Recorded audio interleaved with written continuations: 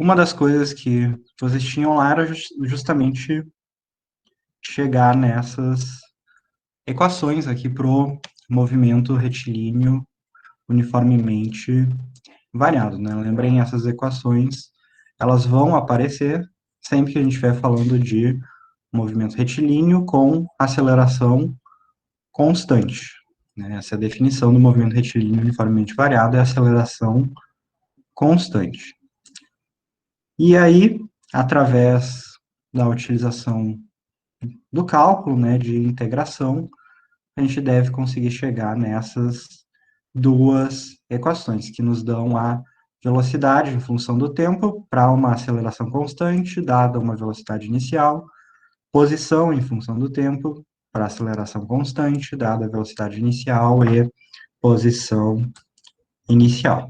Tá? Isso aqui tem lá no livro, tá? Não é nada muito difícil, você só tem que fazer integrações bem simples. E essa parte aqui, bom, aí caso alguém não tenha conseguido, aí depois deve entrar em contato comigo ou com a monitoria, né, para ver como se faz isso aqui. Eu não vou demonstrar agora para a gente não perder tempo, tá? Mas era parte também da atividade semanal de vocês. Tá? Então, se vocês tiveram dificuldades aí, depois confira. Uma coisa que também eu vou iniciar aqui, mas aí depois vai ficar de novo para vocês fazerem, tá? É utilizando essas equações que você já deve ter obtido do movimento retilíneo uniformemente variado, a equação para posição e a equação para velocidade, mostrar que usando essas duas equações vocês chegam nessa outra equação aqui de baixo, que é a conhecida como equação de Torricelli, né? E ela nos dá velocidade, então aqui seria a velocidade final, digamos assim, ou velocidade em ponto futuro, em relação à velocidade inicial, mais duas vezes a aceleração vezes o deslocamento, variação de posição, né? E notem que a diferença entre essa terceira equação e as duas primeiras é que não existe o tempo ali, né? Então a gente tirou o tempo. Isso é muito útil para resolução de problemas em que a gente sabe a aceleração, sabe o deslocamento, sabe ou a velocidade final ou a inicial, mas não sabe o tempo. E aí a gente pode utilizar isso aqui diretamente. Na verdade, essa equação, ela não tem nada de novo, tá? Porque a maneira que se chega nela, a equação que eu vou destacar aqui em azul, é através do uso das outras duas equações. Tá? Então, vou só começar dizendo para vocês como fazer, e aí depois vai ficar para a atividade da semana de vocês, para vocês fazerem isso.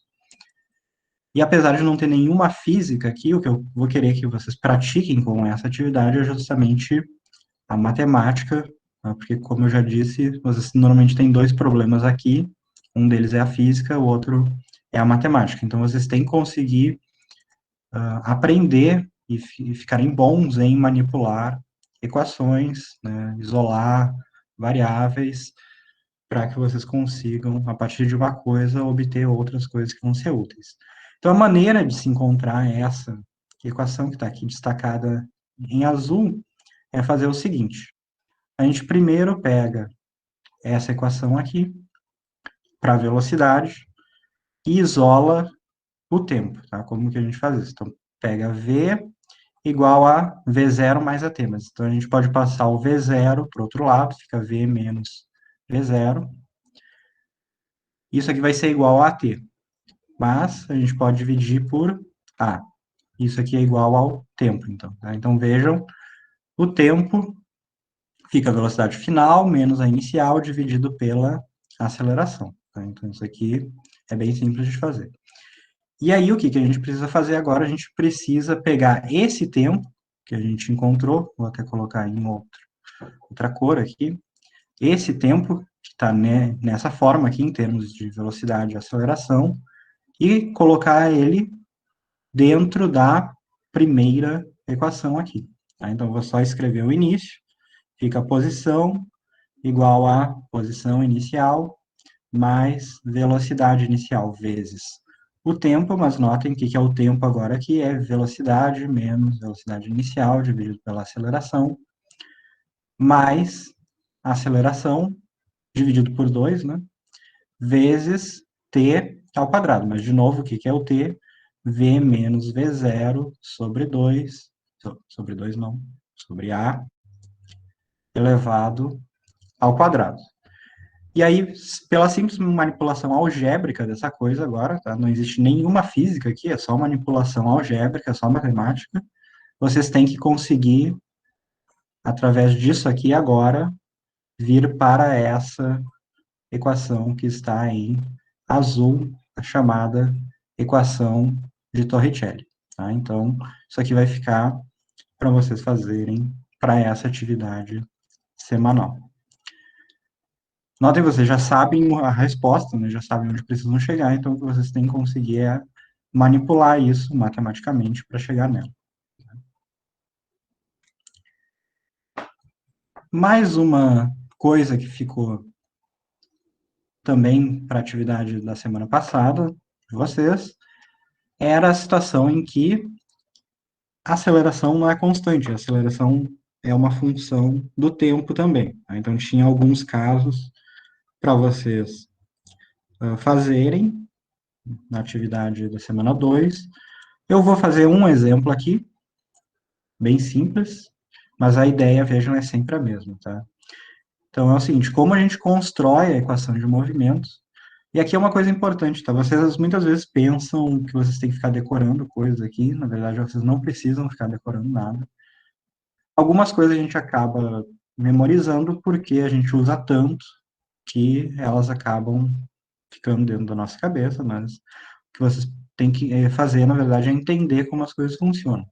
Então, vejam, sempre que a gente tiver aceleração constante, né, sempre que isso aqui for verdade, não importa o valor da aceleração, se é positiva, se é negativa, se é pequena ou se é grande, mas sempre que for constante, imediatamente a gente pode utilizar essas equações para o movimento retilíneo uniformemente variado, tá? E aí, mais uma vez, caso vocês, por exemplo, tenham esquecido qual é a equação que vocês têm que usar, vocês sempre podem construir elas, tá? Por isso, essa atividade semanal, da semana 2, de vocês chegarem nessas equações utilizando o cálculo, para vocês saberem que elas vêm de alguma coisa, elas não aparecem do nada. Então, a única coisa que, na verdade, você sempre tem que saber é essa definição, né? O que é aceleração. Aceleração, variação instantânea da velocidade com o tempo, seja derivada da velocidade em relação ao tempo.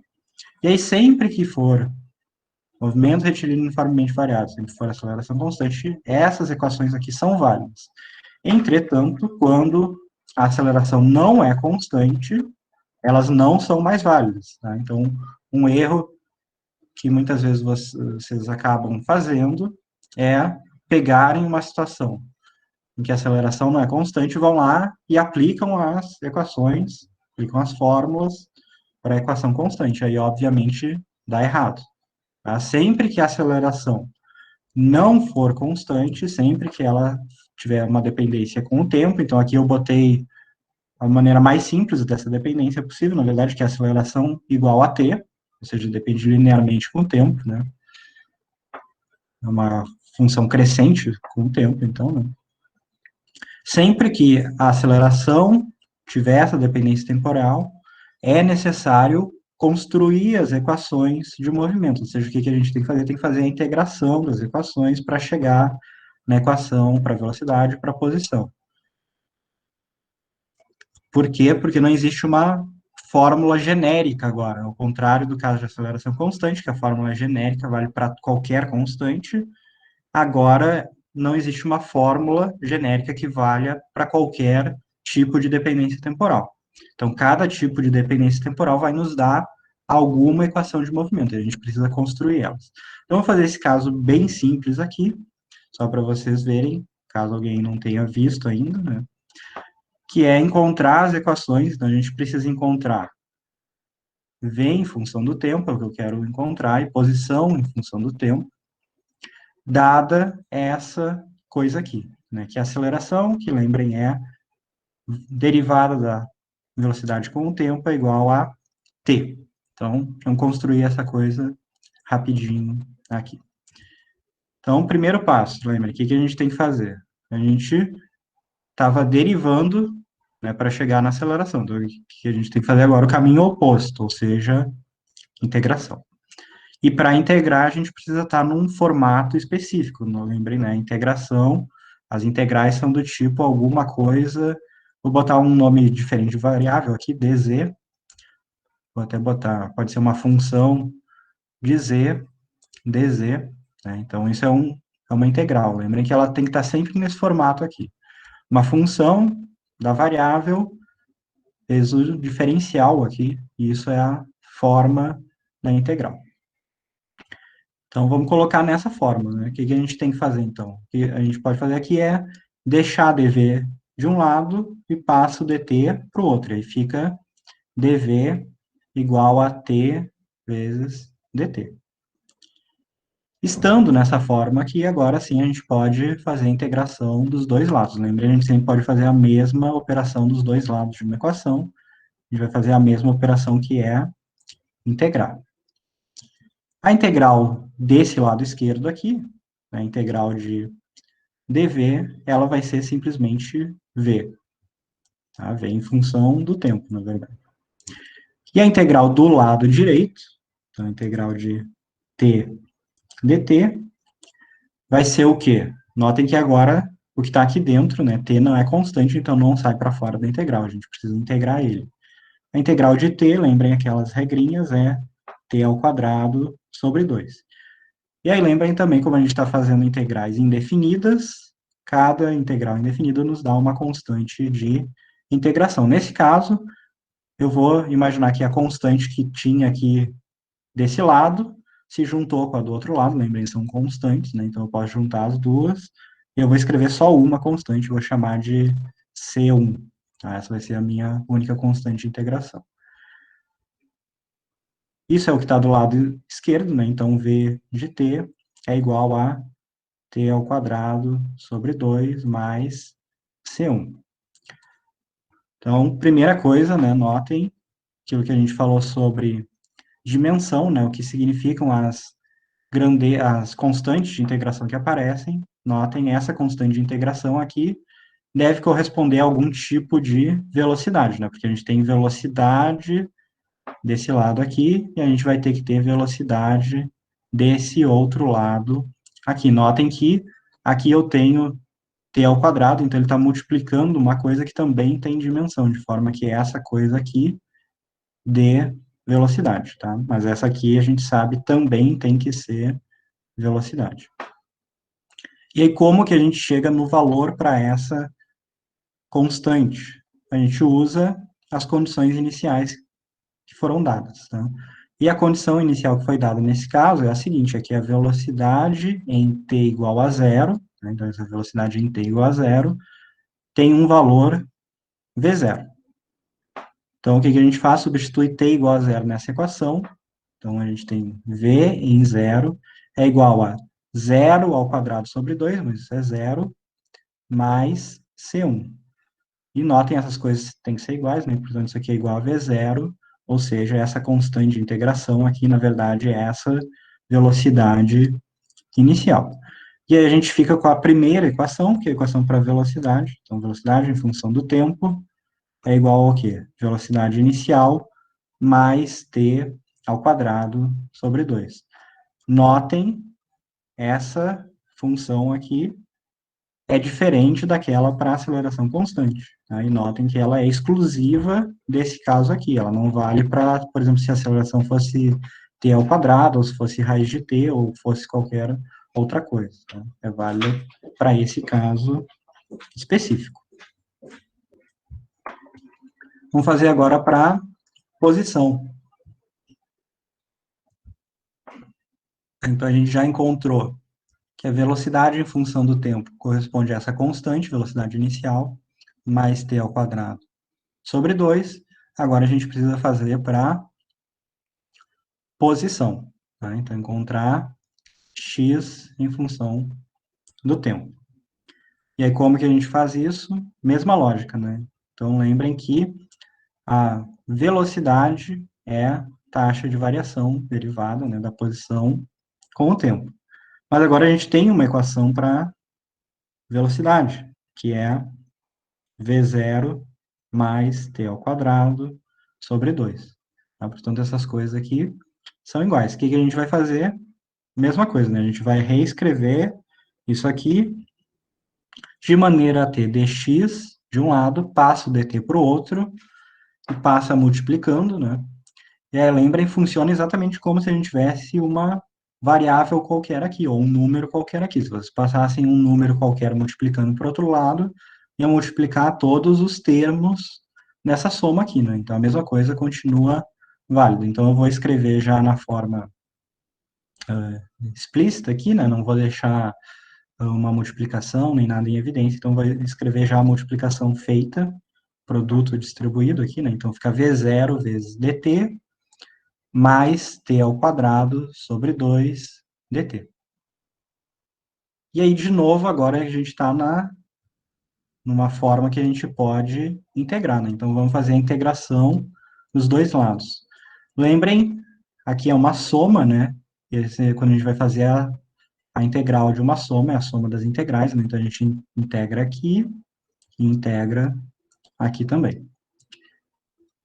Isso aqui é uma constante, eu poderia, inclusive, ter escrito fora da integral, não tem nenhum problema. Então, vamos fazer elas. Integral de dx, a gente já sabe, vai dar x. A integral de... Vou aqui, eu vou botar para fora da integral, só para lembrar vocês, é uma constante, né, de v0 dt, isso aqui vai ser v0 vezes t. E a integral de t ao quadrado sobre 2 dt vai ser o quê? Lembrem agora a regrinha de integração, né? Fica t ao cubo. Só que agora eu vou ter um 3 multiplicando embaixo também, né? Porque fica t ao cubo sobre 3, mas eu tinha um 2 antes, né? Então vai ficar sobre 6, né? 2 vezes 3, 6. E aí agora aqui, né? Lembrem, cada uma dessas integrais indefinidas tem uma constante, mas eu vou juntar todas elas numa só, porque é como se eu tivesse termos constantes somando aqui, né? Um termo constante de um lado, e aí mais dois termos constantes do outro, eu posso passar esse aqui para o outro lado, posso somar todos eles e juntar numa só constante, é o que eu vou fazer, chamar de C2. E aí vejam no que a gente chegou. A gente chegou, vou até botar aqui x em função do tempo, né? X em função do tempo, que é o que eu queria, né? Vai ser o quê? Velocidade inicial vezes o tempo, mais t ao cubo sobre 6, mais a constante 2. E aí, de novo, a mesma coisa, né? Como que eu vou encontrar o valor dessa constante 2? Né? Primeiro, notem a dimensionalidade dessa coisa, né? Um tipo de grandeza é o quê? Se isso aqui é a posição, que está desse lado, todas as coisas que estão do outro lado têm que ser posição, né? Esse aqui é fácil ver que é posição, porque velocidade vezes tempo é posição. Aqui eu tenho um tempo ao cubo, mas lembrem, eu tenho aqui um valor multiplicando, nesse caso é 1/6, mas isso aqui também tem dimensões, tá? Então, as dimensões desse 1/6 aqui que está multiplicando deve ser metro por segundo ao cubo, né? A gente está dentro do sistema internacional, de forma que quando a gente multiplica por esse segundo ao cubo aqui, vai dar só metro, vai dar posição também. E esse último aqui também tem que ser posição. Que posição é? A gente usa os valores iniciais fornecidos aqui para descobrir, né? Então, lembrem, o valor inicial que foi fornecido é o seguinte, que x em t igual a zero tem que ser igual a x0. Mas notem, x em t igual a zero significa por t igual a zero aqui. Esse primeiro termo vai dar zero, segundo termo vai dar zero, terceiro termo é C2, constante, logo a nossa constante C2 é igual a x0. E aí a gente chegou na equação que a gente queria para a posição em função do tempo, que era posição como função do tempo, corresponde a um valor inicial, posição inicial, mais a velocidade inicial vezes o tempo, mais t ao cubo sobre 6. E notem, né, que essa função aqui, ela é muito parecida com aquelas funções que a gente tinha visto para o movimento retilíneo uniformemente variado, que o início é igual, né? O início é posição inicial mais velocidade inicial vezes tempo. O que que muda? Muda esse último termo. Por quê? Porque esse último termo está associado à aceleração, né? Como a aceleração mudou, ela deixou de ser constante, a gente tem uma mudança nesse último termo. Também notem o seguinte, né? Esse termo aqui é um termo cúbico. O que significa? Se a gente fizer o caminho contrário, né? Lembrem, para sair da posição e chegar na aceleração, o que a gente vai fazer? Vai primeiro derivar uma vez para chegar na velocidade.